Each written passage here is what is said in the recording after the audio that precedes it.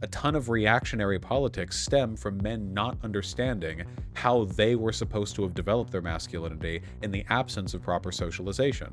And a lot of men don't get socialization because we socialize men in what limited ways we do to be individualistic, isolated, atomized, unwilling to open up to the people around them.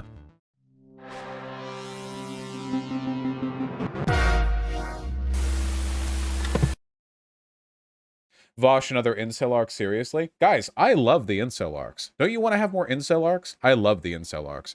They are so much fun. I feel like it's a really good blend of, like, self-help and, like, you know, political activism. And we need good self-help, by the way. I've said this before, but the left really struggles when it comes to self-help. So much of the self-help industry is, like, meaningless, self-affirmating, like, bullshit, you know? Or self-affirming bullshit. Like, it's completely and utterly worthless. It does absolutely nothing. Absolutely zero. Here's the real red pill, okay? In reality, humans are complicated enough that when it comes to direct inspiration and motivation, almost no advice is going to reliably hit every person who listens to or reads it, you know? You can make a book if you want with very good self-help advice and maybe have it land with half the people who read it. And maybe that's a success. Maybe it's all stochastic. Maybe you're throwing it out there just hoping for the probability to run in the favor of whoever picks it up. That's not necessarily a bad thing, but I don't know. A lot of self-help just always... It feels like self-help is controlled entirely by, like, the trio. You guys know about the trio, don't you? The trio are like... They're like the three, like, major pegs of self-help, okay? Where one of them is, like, hippie woo bullshit. The other one is, like, sigma male grind set, grind boss, grind keep, grind wash. And then the third one is, like, manosphere misogyny. And those are the three self-help, like, that's like the trinity, you know? And of the three, the hippie woo shit is probably the least destructful. Maybe. Jordan Peterson, too.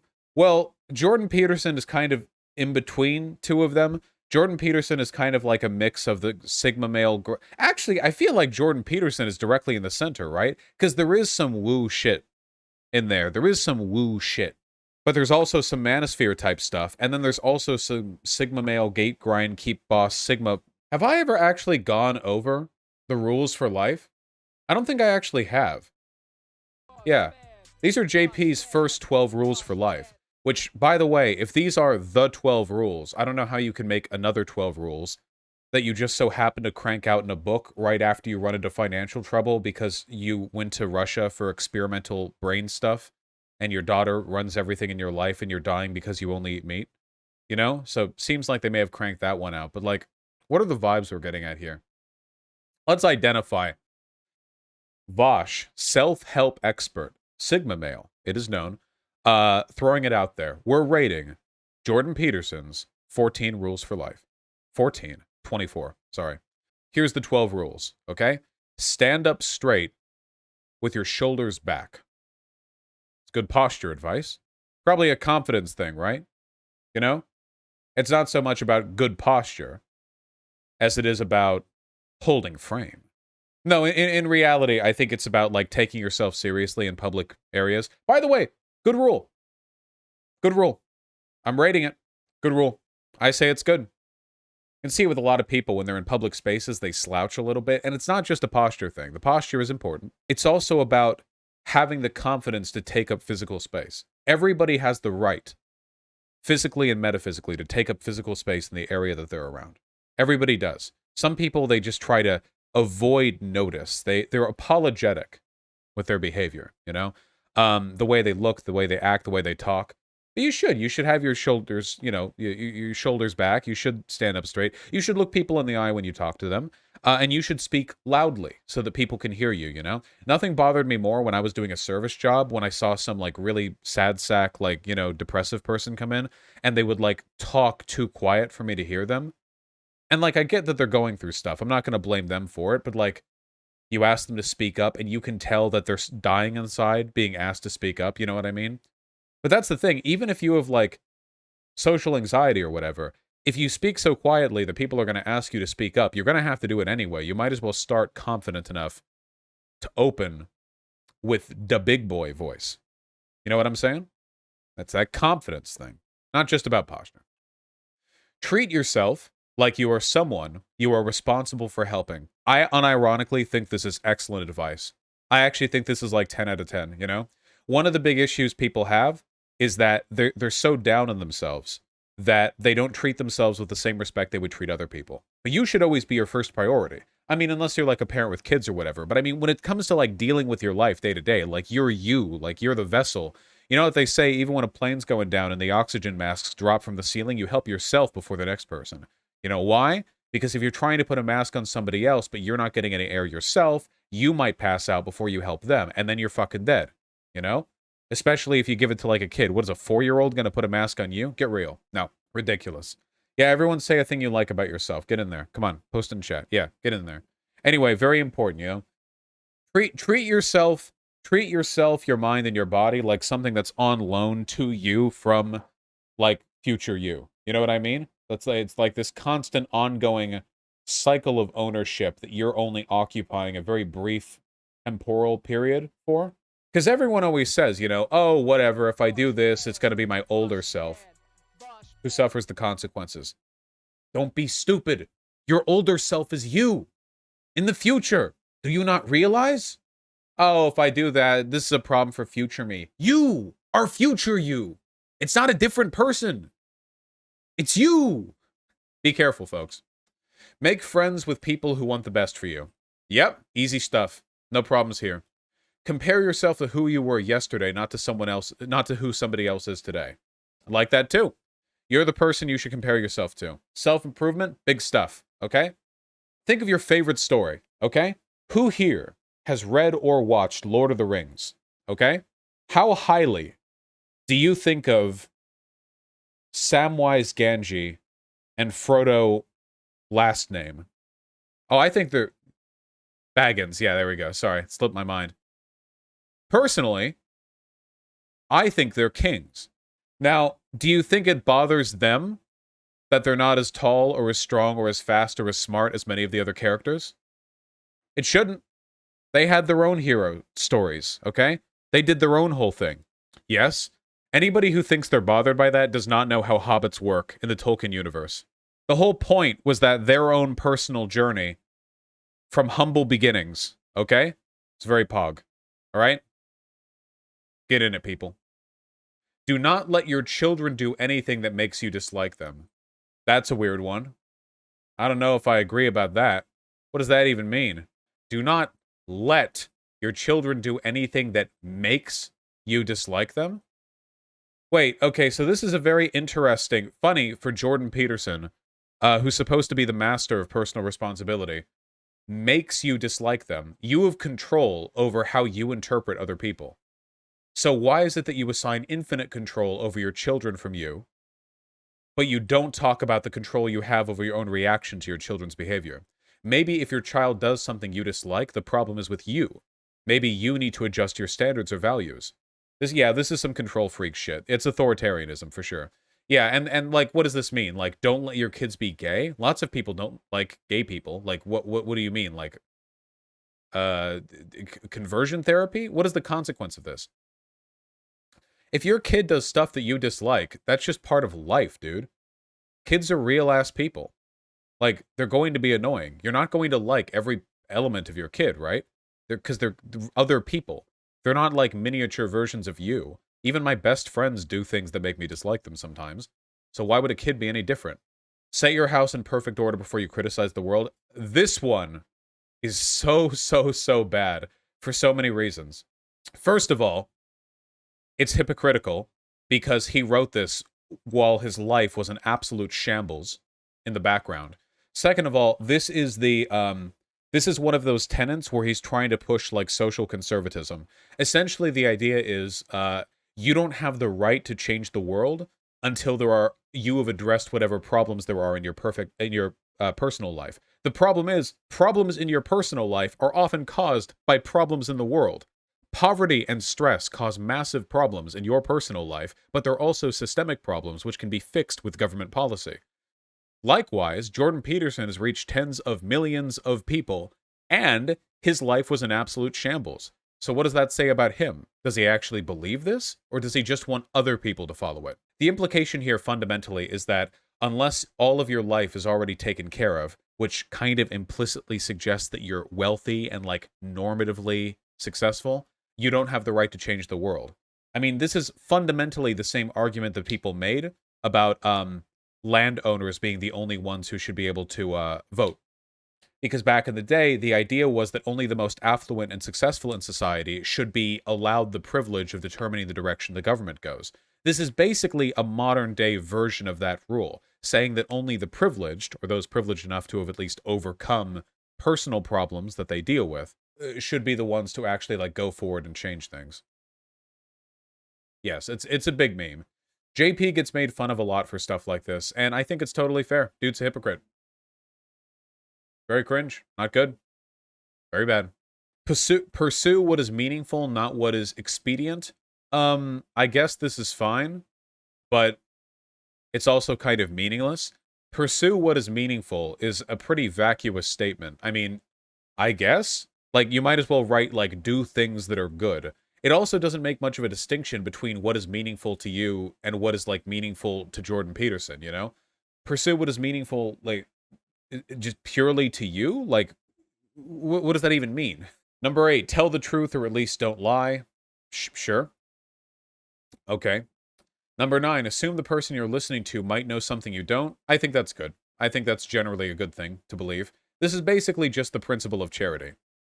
Number 10, be precise in your speech. Again, the idea that Jordan Peterson would say this is so funny to me. Have you ever listened to this guy talk? He speaks in such long, rambling, meaningless, like, anecdotal diatribes.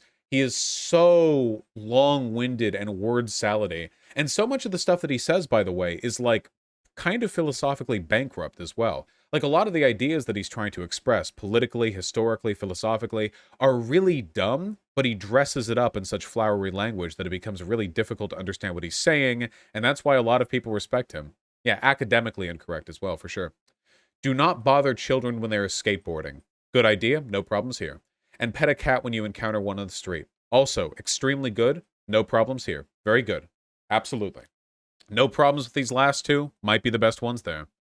And then we got Beyond Order, which is the next 12 rules for life, you know, the banger sequel that he threw out there. 432 pages, my goodness. Well, do not carelessly denigrate social institutions or creative achievement. So, I like this one nominally. I like this one as it's written, but there is an interesting implication here. Do not carelessly denigrate social institutions. Well, what does Jordan Peterson consider to be a careless denigration? You know what I mean? Because I agree, whenever you're denigrating anything, you should be careful about it. But the problem is that Jordan Peterson has compared like trans activists to Mao Zedong, you know? He's compared progressives to Stalin. He said that their ideologies are identical. So he constantly and incredibly carelessly denigrates social institutions and forces he disagrees with. Remember when he lied about Bill C-16? Just completely bald-facedly lied about it? Like, he does this all the time. So what does he mean when he says don't carefully denigrate social institutions? Well, to me, it sounds like he's saying, you fools, you postmodern neo-Marxists, you don't understand what Western civilization has done for you. Like, that's what it sounds like to me. It sounds like he's essentially saying, you have no idea what you're doing, you know, like that thing. Number 2, imagine who you could be and then aim single-mindedly at that. This is incredibly stupid. This is actually, I would actually go so far as to say this is very bad advice, okay?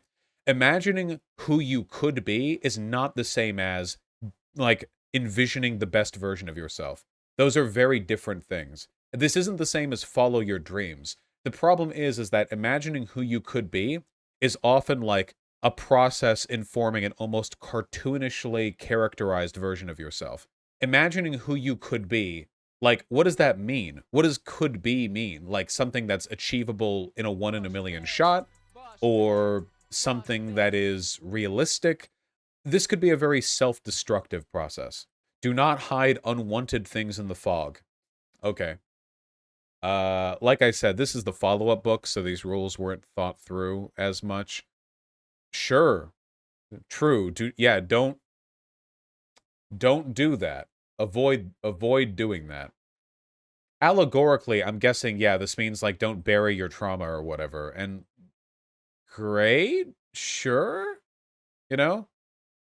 Do you feel like this might be a little bit self-reporting after the whole Benzos incident? You know what I mean? Like after he spent like years drifting mindlessly through drug fog in his brain, you know, he's like coming out of that. Yeah, he's got a lot of fog in his head, and he's like, don't, like, he woke up somewhere on, like, a Russian operating table. Don't hot the fog. You must avoid the fog. And then he, like, fell back asleep for 6 months. And then somebody reminded him of that when he woke up, and he was like, Then he wrote the other. Yeah, what happened to being precise with your speech? All right. Notice that opportunity lurks where responsibility has been abdicated. This is fine. If people shirk their responsibilities, that means there's an opportunity to do something there. You can make an argument for this economically, where if people aren't doing something that needs to be done, there might be an economic opportunity there. But you can also talk about this like in a civic or like virtuous sense, you know? Like an opportunity to be virtuous exists where responsibility has been abdicated. I think that's fine. I don't think there's anything wrong there. Of course, there are ways to say this that are like annoying and a product of social conservatism, but fundamentally, I don't think there's anything wrong with the rule. Do not do what you hate. Damn! JP. I should write some, you know? Hold on.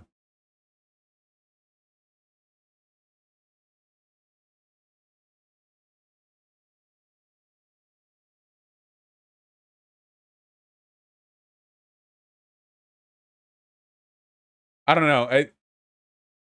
This feels easy. You know what I mean?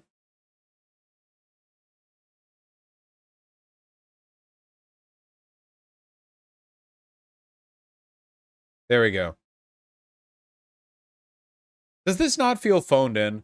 Do not do what you hate. Seriously? Okay. Number 6, abandon ideology. I love this one. So this is why you can safely laugh at anything and everything that Jordan Peterson has to say ever for anything, okay? This is ideology. You are literally consuming ideology as you read this book, okay? This is the pure distilled wubba-lubba-dub-dub energy of the kind of like sophist, like anti-intellectual, anti-SJW who legitimately believes everything they believe is product of some kind of pure reason. The funny thing is, Jordan Peterson doesn't even advocate for pure reason. He doesn't. He explicitly frames his worldview in a framework of his ideology. He explicitly talks about Judeo-Christian values and Western civilization informing the things he believes. He himself breaks this rule. What does this mean, abandon ideology? The most charitable thing that you could derive from this is try to arrive at your positions through, like, strong reasoning, not just because they correlate to the beliefs that people who already hold your ideology hold, but that's not what he's saying. He's saying abandon ideology, you know? And by the way, the implication from this is pretty clear because you know what he's really saying.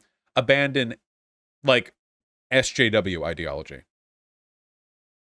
Because what he's saying isn't ideology, you know, when Black Lives Matter and feminists and postmodern cultural Marxists or whatever, when they spill their dogma, that's ideology. But when Jordan Peterson talks, he's just talking. It's a whole other thing, you know? Work as hard as you possibly can on at least one thing and see what happens.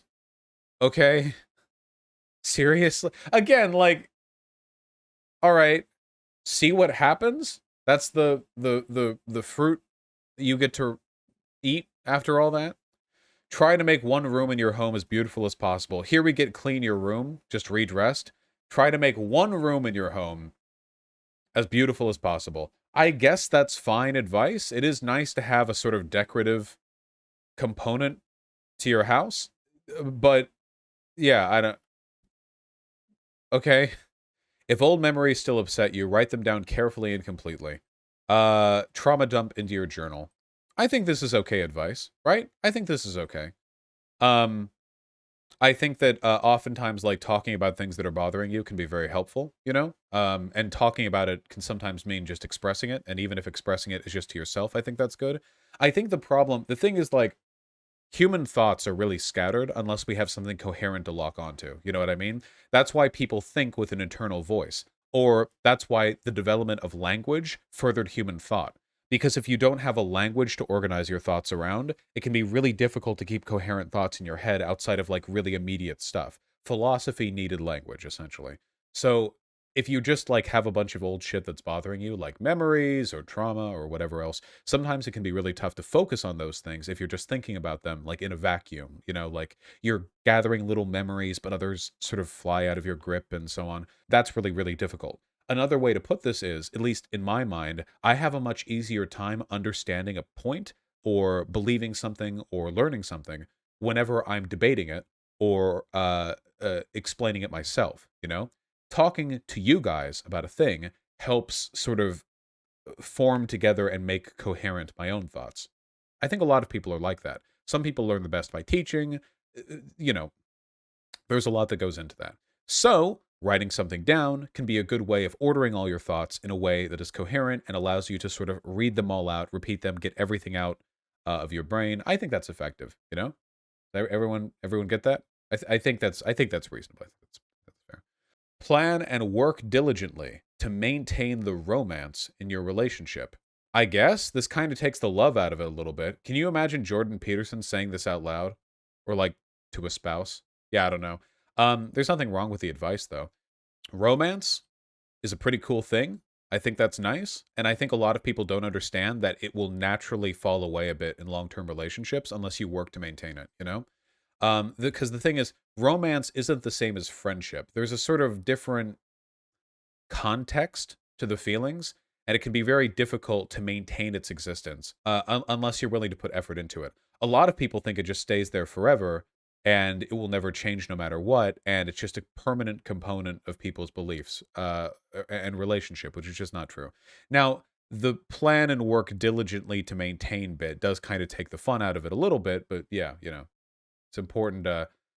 You got to take it seriously. Got to take it seriously. Vaush, some of these criticisms aren't fair. I imagine these rules are followed up by chapters that would give more context/meaning to these rules. While that's true, I mean, I guess I could read a 432-page book. The problem is that Jordan Peterson is a shiftless coward who will say things whenever it's like convenient to him and then abandon them later when it's more convenient to believe in other things. So I don't actually give a fuck what the context is. He does this so often, and a lot of the worst stuff that he believes is only expressed through implication. So I don't particularly care what he adds. Most people are going to just see the rules. If he wanted the rules to contain more context, then he could have made them longer, or he could have made them more than one sentence, but he didn't, so there we go. Do not allow yourself to become resentful, deceitful, or arrogant. Okay, don't be bad. Be grateful in spite of your suffering. This is a very stoicist perspective here. The problem that I have with this one is that I don't necessarily have an issue with it. The problem is the context in which it's being delivered. Be grateful for what? Grateful for life? Sure. Grateful to the systems that oppress you? Well, what do you mean exactly? Remember Charlie Kirk when he said that gratefulness is something you should be teaching kids in school? That was even the point of teaching stuff like to kids? The reason for that is because very far-right people believe that like fundamentally, people should know their place. At the end of the day, like you should know your place, stay in line and not speak up. That stuff is very, very strange to me. You know what I mean? Like that idea. Because by the way, like Jordan Peterson doesn't follow that rule. People who engage in any kind of political activism don't follow that rule. Be grateful in spite of your suffering. Grateful for what? I feel like the implication here is that a lot of people are whiners. It's the same reason why Charlie Kirk was really like honed in on getting me to admit that I was grateful for some things. Of what relevance is that? You know? Like I ask you, of what relevance is my gratefulness for the fact that I live in this country? What does my gratefulness do for the world? I guess it informs my perspective. It's not really as important as a lot of other things though. Are you grateful to anyone? Yeah, of course, the people in my life. But gratefulness is also a way of enforcing exactly docility. Yeah, 100%. The more docile, or the more grateful you are, the more likely you are to become sort of just willfully complacent to the world. Because you're so grateful for all of it. Gratefulness is, on one hand, it's the thing that you are for your loving mother, but on the other hand, it's what little Timmy gets told after he gets only one, like, bowl of gruel, When little Timmy is like, can I have another one? Can I have some more? and the headmaster smacks him down and says, "You should have been grateful for your first. You could have got nothing out there on the streets." Like, it's you can do it in either direction, you know what I mean? There are ways that gratefulness can be constructive and destructive, but yeah. Anyway, those were the 24 rules of life, which for some reason I guess I've never actually talked about in the channel before, which is a little weird. Oh yeah, here's that clip from Jordan Peterson. There are like a million clips from Jordan Peterson. Presented from none other than the Twitter squirrel. Can men and women work together in the workplace? Yes, I do it. How do you know? Because I work with. Here's a question. Can men and women work together in the workplace? Yes, I do it. How do you know? Because I work with a lot of women. Right. Well, it's been happening for what, 40 years? And things are deteriorating very rapidly at the moment in terms of the relationships between men and women. So this is what I mean by like JP being a fucking clown. First of all, 40 years is basically like almost the entire lifespan of a working adult, like from 20 to 60. I mean, that's getting close to the entirety of a time. Also, it's not been 40 years. First of all, men and women have worked together for far longer than 40 years. You think women started working with men in the 1980s? What? Women started getting more prominent in working spaces during the 1960s, 60 years ago. But yeah, but even then, before then, women still worked, like, all the time. The image we have of women like not working up until the second wave feminist movement is mostly constructed through like upper middle class white women. You know? In reality, poor women and women of color have been working for a very long time. Do you think that like poor black women in the 30s were just like child rearing at home? No, God, no. People have been working. Is there sexual harassment in the workplace? Yes. Should it stop? That'd be good. Will it? Well, not at the moment it won't, because we don't know what the rules are. Except sexual harassment was more common in the past. This is what I mean.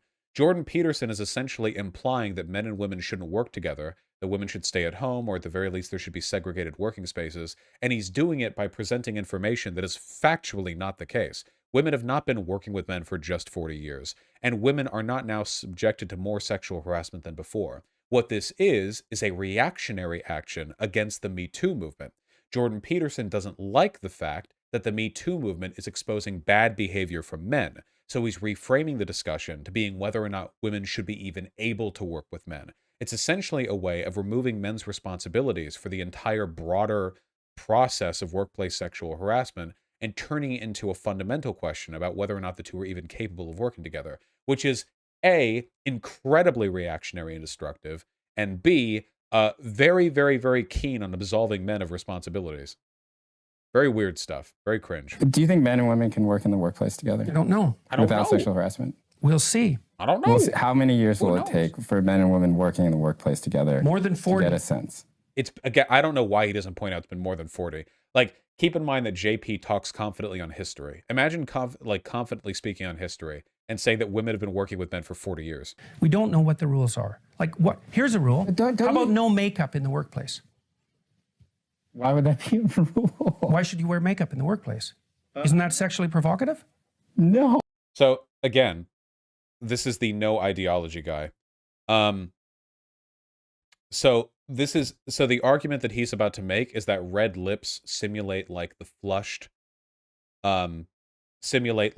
flushed features of a woman during arousal. So let's listen to that, then I'll respond. Oh. It's not? No. Well, what is it then? What's the purpose of makeup?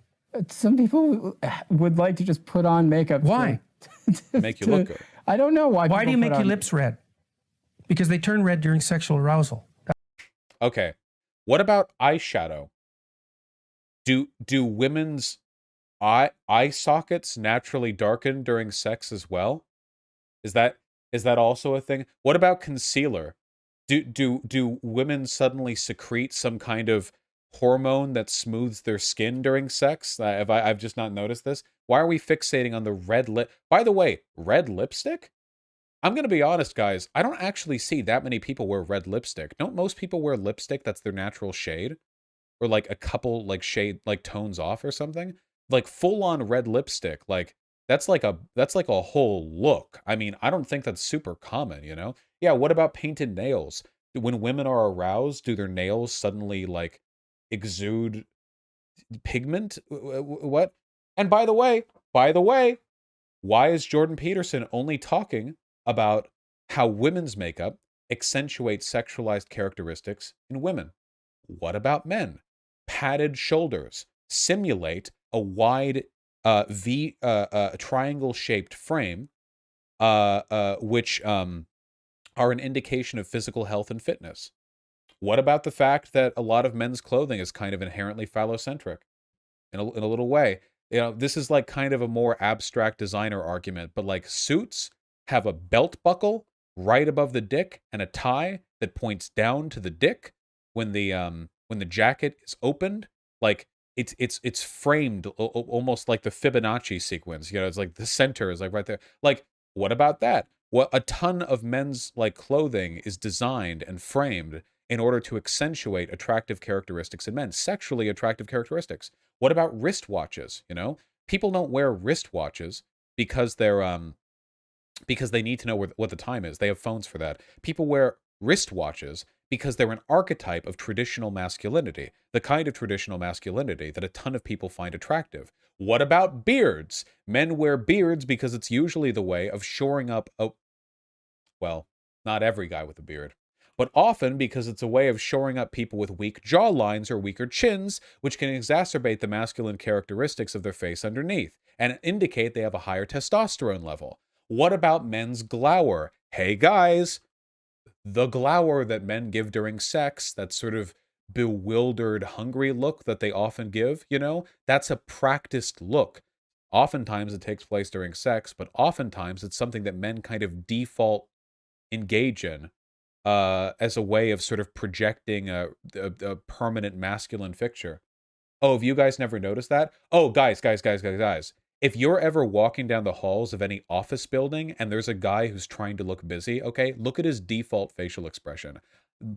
Oftentimes, there is a practiced default expression that a lot of guys try to adopt, and it's informed by like this steely like masculinity that it's a mating dance. Exactly. You guys know what I mean, right? Tell me at least some of you know what I mean, right?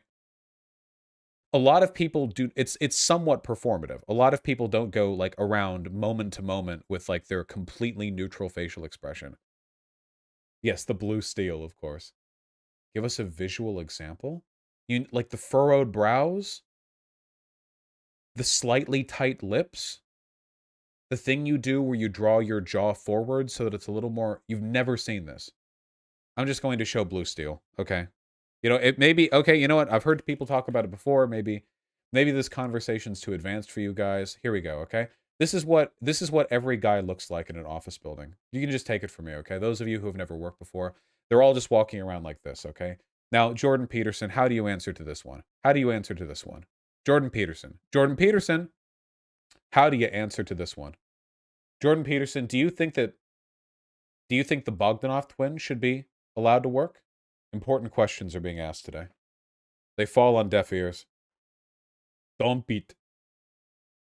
Okay, stop. Let's finish this damn video.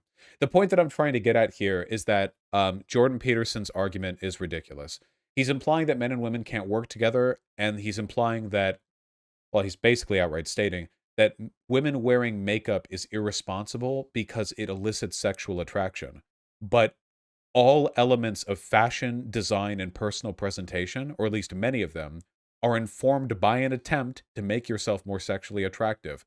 The clothes we wear fit us in a certain way. When we wear expensive clothing, they're usually used to sort of act as a status symbol or to demonstrate a degree of fashion coherence, wealth, opulence, or general self-awareness. When you wear clothing that accentuates your fitness, that also contributes to it. When you wear clothing that accentuates certain body parts over other body parts, like, for example, people wearing higher inseam shorts versus lower inseam shorts. These are all things that people do, sometimes at least, to inform people's attraction. But Jordan Peterson is hyperfixating on women's makeup. You know why? Because it's a victim-blaming argument. Because it's essentially saying, like, oh, well, never before have women been harassed like this. Maybe we can't even work together. Maybe women shouldn't even wear makeup. The implication there is that women are at fault for the harassment they experience because of the makeup that they wear. That's why. Why do you put rouge on your cheeks? Same reason. I mean, look. Also, the fact that, like, Jordan Peterson thinks that the archetypical woman wearing makeup is red lipstick and rouge on your cheeks really is an indication that he doesn't get out much. What kind of makeup do you think people wear? Seriously. Like, does Jordan Peterson think this right here is like the average working woman, like out on the job? Like this is just when a woman goes out wearing makeup, that's just they're just all like that all the time, you know? Probably not. I think your average like woman in makeup probably, I mean, just looks like this. Well, this is a model, of course. So, you know, of course we don't necessarily normally like look like this, but no, wait, actually, hold on. Let me try to find a person who's less hot. I'm trying to make a normie argument here. Can we bring it back down to that? Can we bring it slightly back down? Yeah, here we go. This is what I think of when I think of like a woman wearing makeup. Forgive the resolution or whatever. It's not about rouge on your cheeks and red lips. It's about concealer. That's the thing that's what a lot of them spend most of their time on. It's just making their skin look smooth.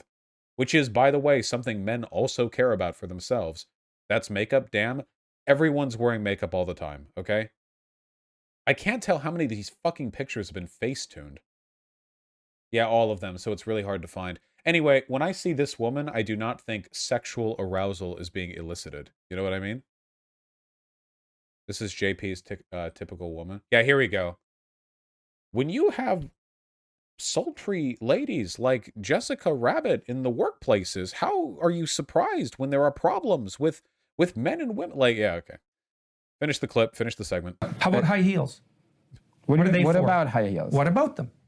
They're there to exaggerate sexual attractiveness. That's what high heels do. All the shit that we wear exaggerates sexual attractiveness. Also, what are the origins of high heels? Didn't we invent high heels to torture women or something? High-heeled shoes were first worn in the 10th century as a way to help the Persian cavalry keep their shoes in their stirrups. We salute our ancestors. Every woman who's wearing high heels, okay, just imagine a Persian horseman charging through the steppe, beheading Greeks or whatever. High heels were originally made for men. I think, don't people wear high heels because they make your legs look longer and they also make you look taller? That's like the main thing, right? So making you look taller is irresponsible? Do men not do things that make you look taller? Now, I'm not saying that people shouldn't use sexual displays in the workplace. I'm not saying that. But I am saying that that is what they're doing. And that is what they're doing. Do you feel like a serious woman who does not want sexual harassment? So I'm not saying that we shouldn't do those things. I just opened earlier by saying one rule we could implement to allow men and women to work together is to ban makeup. This is what I mean. Like, he never actually states anything. Here's a plan. What if women couldn't wear makeup? 15 seconds later. Now, I'm not saying that women shouldn't wear makeup in the workplace. I'm just saying words. In the workplace, do you feel like if she wears makeup in the workplace, that she is somewhat being critical? Yeah. Okay. Let me just hear that one more time. Does not want what they're doing. And that is what they're doing. Do you feel like a serious woman who does not want sexual harassment in the workplace, do you feel like if she wears makeup in the workplace, that she is somewhat being critical? Yeah. Yeah. So there's Jordan Peterson. You're asking for it. Literally, you're asking for it.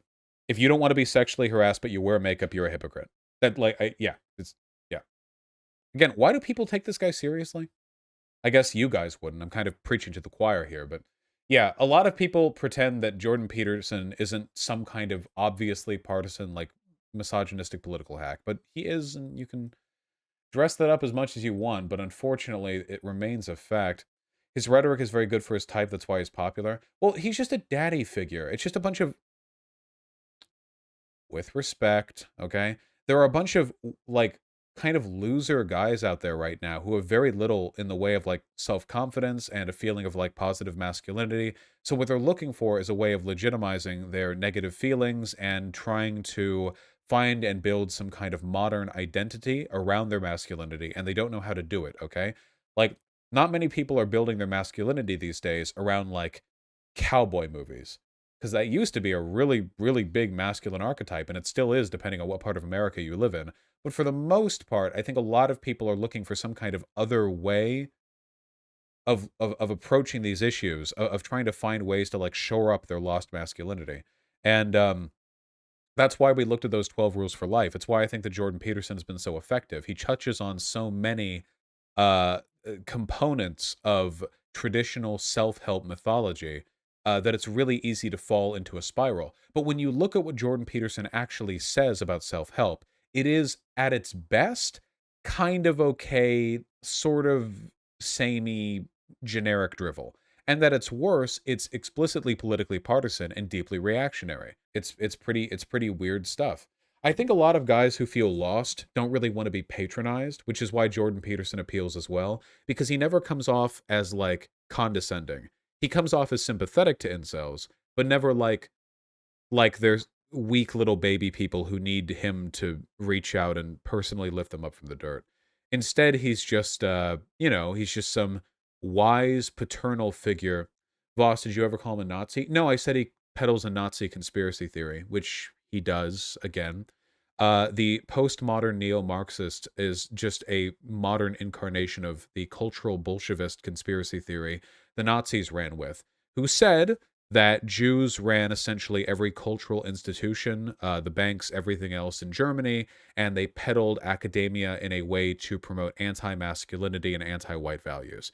It's basically just the modern incarnation of that. You just don't say Jewish people, you just say them, and kind of let the other conspiracies like fill in the gaps. I mean, whatever works. Yeah, globalists, SJWs, you know. Do you feel you're too hyperbolic when it comes to conservatives generally? No, not even slightly. No, I really don't think that. People say that I am, and then conservatives go ahead and reiterate to me why my criticisms are valid. But anyway, with regards to Jordan Peterson, I just think that a lot of his self-help stuff has been successful because there is, at its root, kind of a fundamentally reactionary component to a lot of the, waylust, not so happy, meaningless, listless guys, where a lot of them feel like their masculinity has been stolen from them by a cucked world, and they need, like, Daddy Peterson to give it back or something, or at the very least to show them the way. Like Ugandan Knuckles, you know the meme? Show them the way? Exactly, like that. And I just don't think it works. Because honest to God, like, I gotta wonder, like, how many people's lives have really been made better from Jordan Peterson? Is he even, like, that loved for his self-help? Because he didn't become famous for self-help, you know. He became famous for the C-16 bill. The one that he lied about, the one that still nobody has been arrested over, but he said, like, dramatically that he was willing to be carried off to the gulags as billions and billions of free-loving Canadians were sent to jail for misgendering, like, xenogender people, and still nothing happened. Yeah, he wasn't known for his books. He was known for his, his political hackery, really. He was known for being an alarmist. He also got famous for his anti-feminism. Yeah, probably not the the best representative for self-help in existence, you know. I really think like men have to construct a new positive archetype, a new positive identity to build themselves around, but Jordan Peterson's a bad advocate for it. First of all, the dude's a fucking wreck. Second of all, he's miserable. And third of all, it seems like all of the shit he actually cares about pushing has less to do with self-help and has a lot more to do with pushing a reactionary, like, Christian nationalist worldview, which is not great for self-help, you know? It's actually pretty bad. Because if anything, it is the need to defer to a common identity that's made so many people, especially a lot of, like, middle-class white people, fucking miserable. They feel like they lack that group to latch onto. I think that's one of the reasons why suicide rates and depression are more common in white affluent people than they are in other groups. It's because if you're like poor and black or whatever, there are immediate struggles that you can relate to and communities that you can build and be a part of that relate to the existence of those struggles. I'll tell you this much, guys. I've lived in some good neighborhoods and I've lived in some bad neighborhoods, okay? And in the good neighborhoods, nobody goes out into the street to play with the neighbor's friends. But in the bad neighborhoods, you can never get people off the street. They're always playing. The kids are always running around, throwing shit around, and the adults are talking to the adults from the nearby houses because they form a community together. Fundamentally, they need to, because they share a lot of struggles and like one person babysits for the other and blah, blah. But in suburbs, rich, white, affluent suburbs, neighbors don't babysit neighbors' kids. You hire babysitters. Poor black neighborhoods don't do that. You get the neighbors to babysit your kids. So you're not going to fucking pay for a bit. Well, they are babysitting, but you know, you don't pay. It's not like, oh yeah, here's 200 for the night. It's like, okay, you can have whatever's in the fridge. And I honestly think that's like a way healthier element of community building than anything you're going to get from the kind of projected wealth. 200 can be a pretty standard fare for a upper middle class family paying a babysitter to stay the whole night. Really depends on the family. A lot of this depends massively depending on where you are. There's a lot of context here, but I think it's that lack of community. The thing is, I think that a lot of these affluent white people are looking for community in the worst possible places. This is where a lot of neo-Nazis get, you know, sort of dredged up from. They're looking for community in their identity. They're looking for it in their race. They're looking for it in their country. They're looking for it in stuff like this. You know what I mean? And that's a really bad way to form an identity. First of all, have you guys ever like seen a neo-Nazi or a far-right rally? Do any of these guys look like they're having fun? Do they even talk to each other? No, they don't. Seriously, look at these rallies. These guys are not like buddying around. They're angry and miserable and united only in a collective misery and anger. That's it, you know? But that's not the case at BLM rallies. BLM rallies, you will see people, you know, out there, ACAB 13, 12, fuck, whatever, like stuff that you'll see at 12, 13, whatever. You see all that stuff, you know. But if you go to these BLM rallies as well, there are clearly people like chatting it up and having fun everywhere. Have you guys ever been? Is that not true? You can see them off in like the alleys. You can see them like leaning against the buildings. People just talk with each other. People make friends at these events. And the reason for that is because people at a BLM rally aren't uniting around their race. They're uniting around a shared belief. And there's a pretty big difference between those things, I think, fundamentally. People who go to these white nationalist rallies, there will be people with wildly incompatible views who will join together because they're all sort of under the broader umbrella of like white rights or like white power or whatever. But at BLM, I feel like there's a sort of a more directed, positive, affirmative thing to go for. TBH, Vosh, the Trump rallies get kind of hype, lol. That is true. Trump rallies are places that you guys can go to make friends. That is unironically the case. You might not make the best friends, but you can make friends there. That is 100% true. But the thing is, people at Trump rallies are usually going there not because they're like trying to meet other white people. Well, actually, no, let's be fair. A ton of them probably are. There is something more to it than the most baseline adherence to identity. The point that I'm trying to get at is that a lot of these affluent, like upper middle class white kids with no friends who are looking to reclaim their identity and their masculinity, they look for it in the wrong places. They look for it in shared anger and misery. What they should be doing is forming positive communities that actually appeal to them. You know what I mean? Form communities that make you happy. If there are local game stores that you like going to, then have fun over there. If you like playing Magic the Gathering, form communities around that, you know? Go outside, go to local venues, have the confidence to talk to people. You know, that's something that Jordan Peterson never talks on, which is really weird because it's the biggest problem with the modern world with regards to people not being able to make friends, not talking to people. Jordan Peterson never has a rule on that, which is a little weird because that's like the main reason. He doesn't talk about socializing at all. I know talking to people is difficult, but you can do it. Going out to I know COVID makes this more difficult right now, but you have to understand in the broader context that you can go out there. You can go to a goddamn bowling alley. You can go to a bowling alley. We talked about mini golf before. That's important. You can go to game shops like where they have Warhammer stuff or Magic the Gathering or Pokemon cards. Not that you'd ever catch me dead playing that. You can go to conventions. You can go to this. You can go to that. You can go to anywhere that you have an interest in and find people who are cool to talk to, you know? You can literally go online right now, as long as you live in a medium-sized city, and probably find Facebook groups that pertain to interests near you. Or if it's a big enough city, you can probably find archived lists of ongoing community spots that happen at regular intervals all over the city, and you can attend them. When I was in Los Angeles, which is one of the biggest cities in the world, of course, there were websites like I don't remember the name of the site, but you could like, I typed in Los Angeles and then gave it like an address to find like a zoom around. And within 25 miles, there were like hundreds of things going on. I ended up going to a hiking group and had a fun time talking with people there.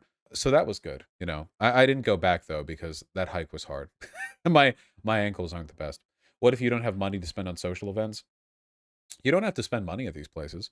You just have to go and talk to people. You don't even have to do that. I mean, you could literally just like walk to anything nearby which is of public interest and strike up conversations there. You don't have to. Guys, I know this is going to be crazy, but it's not actually that big of a deal to talk to somebody, you know? I know that in our modern busy world, we've normalized looking down at your phone and not ever engaging with anyone around you unless you have a very specific, very deliberate context in which you should, but it really isn't that big of a deal to just talk with people. You know what I mean? Talk with the people who help you with the service whenever you're buying groceries, you know, go to a park somewhere nearby. Talk to people there if there's something going on. Go to a, I don't know. Don't go to a skate park though.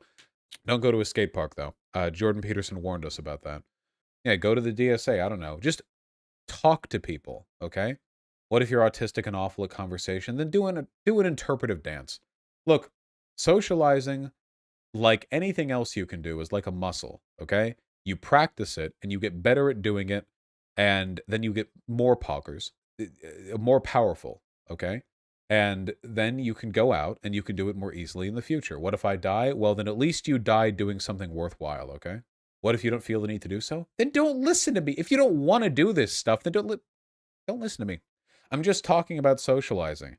If you want to talk to more people, and in speaking with more people, I think it's easier for people to construct a healthy version of masculinity, which is what we're sort of circling around back to with Jordan Peterson, because so many men who feel lost construct their masculinity in isolation, which is really, really strange, you know? Most people, especially women, construct their femininity in relation to social expectation.